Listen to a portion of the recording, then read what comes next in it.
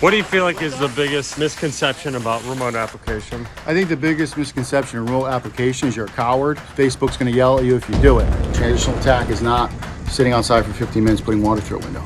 It's quickly resetting it so we can move interior to fight the fire. It's in here now. If you darken that down really quick, it's going to start to move into that room. If we had, 8 people on a hose line, we could march through anything, but we know that's not the reality, so we have to figure out what's going to work for us and how it's going to work.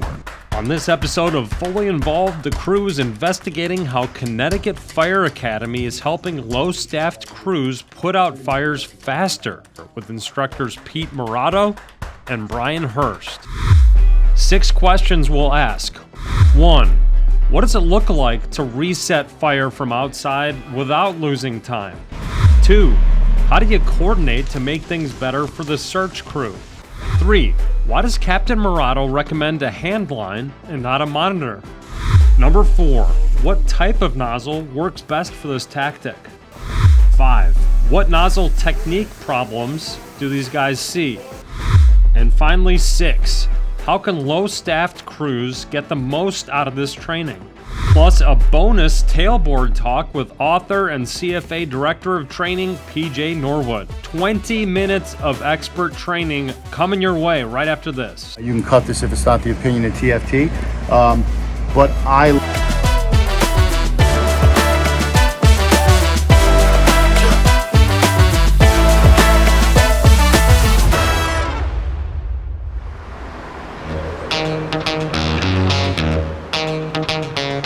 Hi, my name is Pete Morotto. I'm in the fire service for 30 years. I've been career for 25 years in the city of Bridgeport. I've been a program coordinator here at the Connecticut Fire Academy coming up on 20 years. We have a very good opportunity today to get into some hose work and nozzle work with the great people from TFT, and hopefully you guys enjoy what we're talking about. Time to set up the scenario. In episode 8, the crew simulated a low-staffed response to a bedroom fire in the back of a house on the first floor.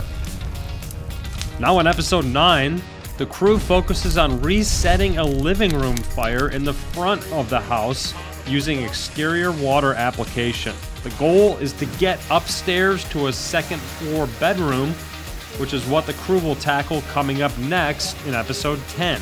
So again, this is just representing, again, pulling up to that residential structure. And I'm talking flashover, heavily involved. I'm not talking, a chair on fire and you're sitting outside putting water through the window. I'm talking heavily involved, auto extending out, going up the front of the building. The crew gears up with an 1 3/4 line and a smoothbore nozzle with a 7/8 inch tip, flowing at about 160 GPM.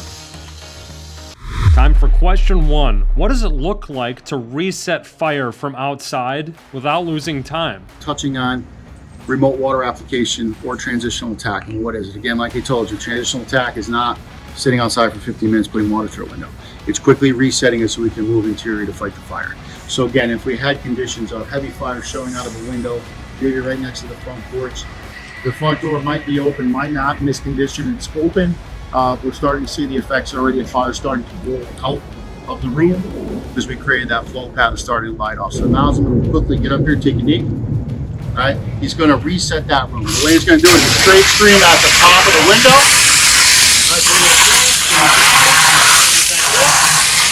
Good, shut down. Transition here, open up. Off the top. All right, good, shut it down. We quickly slow that fire down. All right. Gets in here, now we darken that down really quick. He's going to start to move into that room. He's going to open up, do the same thing across the ceiling. Nice slow, down, up, back and forth, back and forth. Now he's going to transition into a move, slide, slide, slide. Again, lower staffing situations by himself. Open up. Okay, ceiling wall floor. He's going to switch the floor. I'll top high, slide in, go. Open up. Good. Nice job. So quickly and efficiently, he slowed the fire down from the exterior, moved in, didn't waste any time moving back in. Again, controlled the flow path, kept that common stairwell open, kept the fire gas and rollover from heading out that way so crews could get above to do a search, slid in this room, put the room out really, really quick. Nice job. we're just getting started. Here's question 2. While the exterior application is happening, how can you coordinate to make things better for the search crew? I think the biggest misconception in remote application is you're a coward, and Facebook's going to yell at you if you do it. So there's a reality to it. Like I said, putting water through a window is not the answer. Putting water through the window is not your only tactic. It's a tool to slow a situation down to create a tenable position so you can go in and put the fire out. And if you can understand that that has to be done and has to be done quickly and efficiently, transitional attack or remote water application is not the enemy, it's a friend of yours. All right, so again, getting that line, slowing the common hallway down. Remember, you have crews that are gonna be following you in behind a nozzle. They're gonna go do what interior firefighters do. They're gonna do unprotected searches, okay? If I could control the flow path, the common area, and I can control the interior stairwell by slowing that heavily involved room of fire down, slow it down as we did really quick with remote water application, slide into the building, transition into stream from a position of advantage, stream usage, slowing that down, kicking it back into that affected area, and then going ahead and sliding in. You saw how he did it nice and easy as one person, and was able to get into that room, knock it out, sweep the floor, and do what we do. That is my opinion on remote water application. Again, some may vary. Again, if we had 8 people on a hose line, we can march through anything, but we know that's not the reality, so we have to figure out what's going to work for us and how it's going to work. Time for question 3. Why does Captain Morotto recommend pulling a hand line and not a monitor? It's like, it's not deck gun to nozzle. It's not even ground monitor to Doesn't nozzle. even have to be, and a lot of people... Right. You showed it in a nozzle to nozzle transition. Transitional attack had to be, I'm going to pull a larger line, I'm going to pull an alley line, I'm going to go 2.5, then I'm going to, I'm going to drop down 1.75 inches. Yeah, that's great, and that's for this part of the country, for the Northeast, we do a lot of those type of fires in 2.5, 3-story frames where you might have the rear porches off when you get there. So a tactic is what we would call a long line, an alley line, where we'd pull that 2.5 to the rear, flank those, knock the porches down, and then drop down to 1.75 inches and go ahead and fight the fire. So it could even be, just as we demonstrated here, transitional attack can be done with just your initial hand line off the truck. It's quick, it's easy, it's effective. It doesn't have to be this long drawn out process of deck guns, master streams, pull a portable monitor.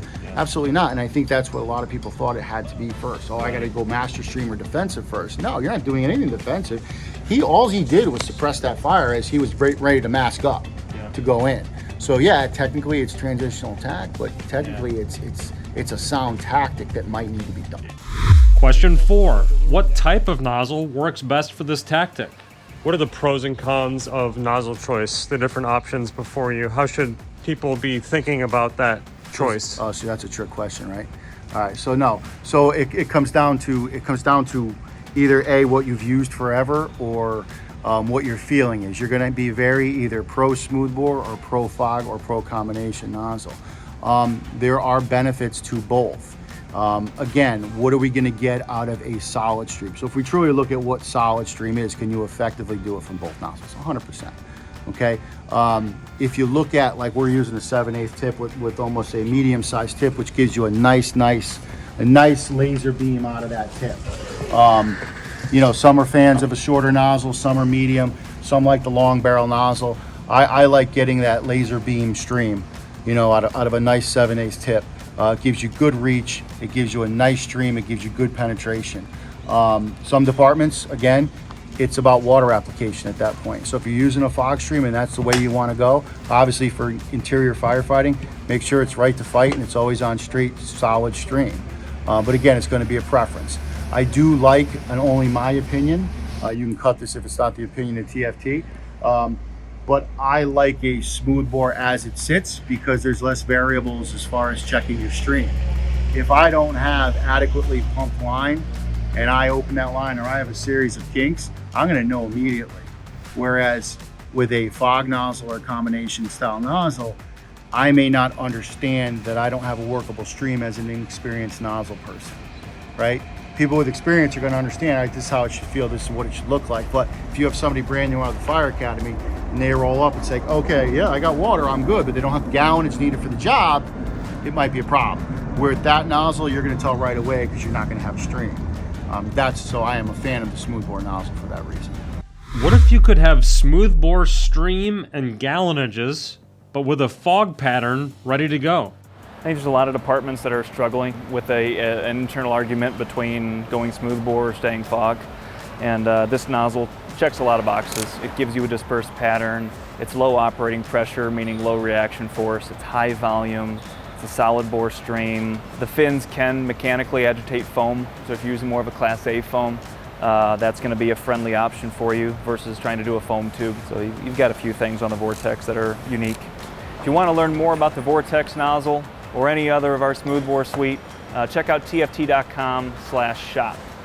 Back in Connecticut, the crew tackles question 5. What nozzle technique problems do these instructors see out there? Everybody's like, they're straight ahead down the hallway down. Keep the nozzle up, even if you're gassed, you're exhausted. Pin yourself. That's why we have that arm's length or wherever you're comfortable with it. Keep the nozzle up. The cooling happens up. It doesn't happen at floor level. Keep it up. How common is it that people aren't? They get tired. Yeah. So when they get tired, bad habits start to happen, or inexperience, right? So inexperience is, I'm just trying to do the best I can to hold this line, and they go from a fire academy setting to where maybe the line isn't pumped at proper pressures because of it's reset reflex and it's repetition. Now you go to a job and you're getting real pressures on this line. It's shocking for some initially to say, wait a minute, I don't have 3 people on this line now, I got to figure it out, right? So that's where I think we lose a little bit of the sound practices of what we want to do because we're struggling to hold the line, right? We know gallonage puts out fires. Yes, it does. But if you can't maneuver the line, gallonage doesn't mean it doesn't. You have to be maneuverable. Okay, well, I've had this discussion in a place where I work, right?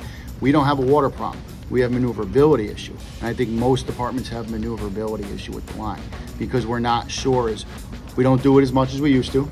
We're not comfortable and confident sometimes on the movements, but now you're talking about remote water application, so I got to just flow this line. But a lot of times as it's creeping back, what's it doing? Coming down. Okay, so that's where the tick comes into play. Keep that tick in their mask. Look up, look where the heat currents are going for. Look where the flow path is. Cool the common area. An officer, you have to recognize when that nozzle firefighter is fatigued or can't control that line. When he goes from this position to this, and then you see him actually sitting back on his legs, you know he doesn't have control of that line, he's not maneuvering it. So you got to reset it.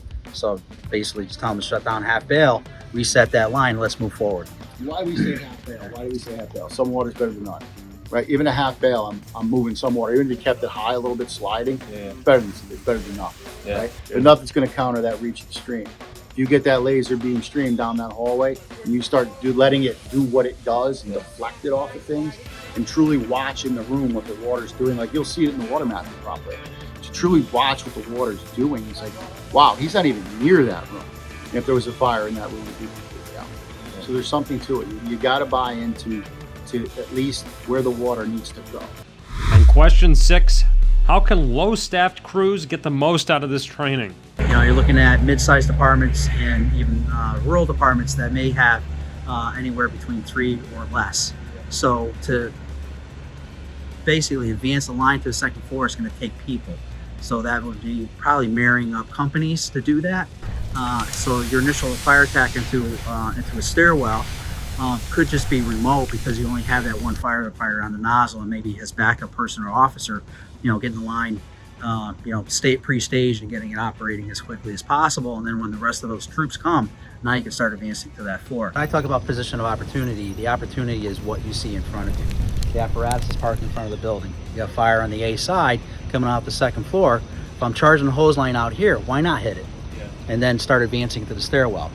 If I'm advancing to the back of the building, that line's dedicated to the back of the building now. There's no way minimum manpower is going to be able to retract that line back to the A side if that's your mean of entry. So, you're just going to basically beat your firefighters down trying to do that if you have low staffing. So, again, a position of opportunity, take advantage of that, advance up the stairs. You definitely get these textbook examples of hey, you pulled up on scene, they put it in pump, they hit it with the deck gun for 10 seconds to reset the fire while crew laid the line, and then they advance with the hand line. Absolutely. That's fantastic. That might not be your everyday call. It might not be it. And again, very rural settings, that might be all you have. You have 2 people on a rig. Yeah. You may have to do that to slow it down. Right. Again, think about pulling up to a residential job. You may have a car fire in a driveway, a garage fire, a mulch fire that started on the exterior of the building that lit the vinyl siding off that looks like, you know, the end of the world when you pull up, but it's nothing but an outside fire that's starting just to get in.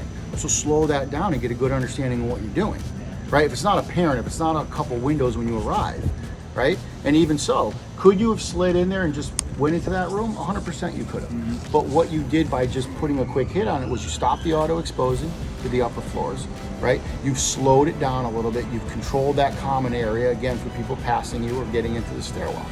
Again, it might not be everybody's tactic. It's something you should have in your toolbox though, right? We have to be open to having different things for different staffing levels, for sure, right? And again, like I said, I was skeptic because I was taught one way on how to fight fires, right? From a busy city department. This is the way you do it. For 25 years, I've been doing it that way, right? And teaching that way for years and years and years.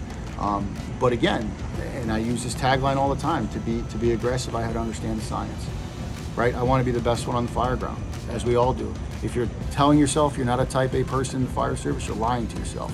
Okay, everybody wants to be the best on the Fireground. To do that, you have to understand the building that's burning, how it's constructed, how it's trying to kill you, okay? And how you can quickly and efficiently put the fire out. Yeah. You have to understand that. You have to understand fire behavior. Fire behavior and building construction will save your life. That's what I preach to all our new people. Now time for a bonus. Tailboard Talk with PJ Norwood. He's the CFA Director of Training, and he's the co-author of The Evolving Fireground. I don't think it's as controversial anymore, but is exterior water. You know, when we start talking about, you know, modern tactics and research-based tactics, and we started to teach about exterior water, you would have thought the world was coming to an end, right? Because we're not going to be aggressive firefighters anymore. We're not going to be able to go through the front door. And that's not the case, right? Exterior water is not for every fire. Depending on your department, depending on your resources, depending on the building construction, you may never utilize exterior water. However, it needs to be an option that you could default to when the right timing and the right situation, because it's only going to do good. Key stakes from FSR, I recently said on a podcast, the wetter the better. And the fire doesn't know where the water's coming from. The goal of extinguishment is what? To get water into that environment as quick as possible. It doesn't matter if it's through a door, through a window, or down the hallway. When we go back to our basic fire behavior education, we have the fire tetrahedron. And there's only one real way as firefighters that we can impact that, and that's cooling the environment. Yes, we can decrease the amount of air we let into the building, but we can't go up and put an envelope or a balloon around the building and take out all the oxygen, right? So water is the key thing for us. We have to get that into the environment. And you know, there's a lot of firefighters that are concerned about that tactic. They're concerned because they've always been taught the negative side of it. And there's no negative, right? There's a right way to do it and a specific way to do it, but there's nothing negative. It's only positive for the environment. Tell me about the different decisions that you advocate for when you're choosing equipment on transitional attack or external water.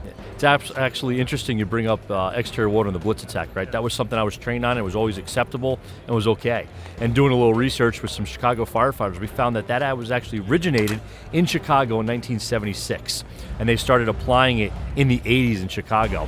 And growing up, that's an accepted practice. Use the deck gun, do a blitz attack, flood the building with water until you can get your hand lines in place.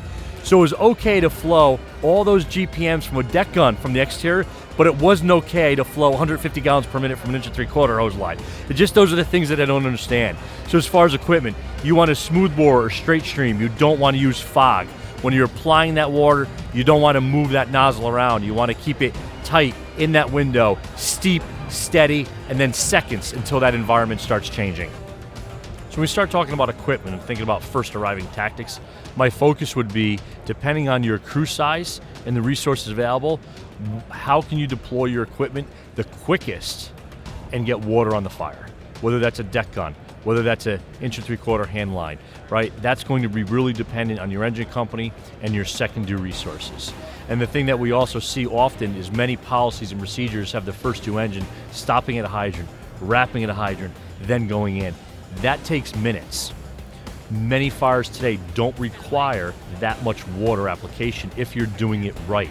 So I like to advocate now, first two engine, go to the fire, start flowing water, get that water flowing as quickly as possible into that environment. And depending on your resources, depending on your crew makeup, right, make the best choices to get your equipment there the quickest that you can. If you're choosing exterior water, smooth bore or straight stream, right? You don't want to use fog. You want to keep that nozzle, that stream pattern tight You don't want to be moving around because you want to entrain as little air as you can into that environment. To find the right nozzle for your next residential fire, head to tft.com/shop and use the filter tools to get just the right one for you and your situation.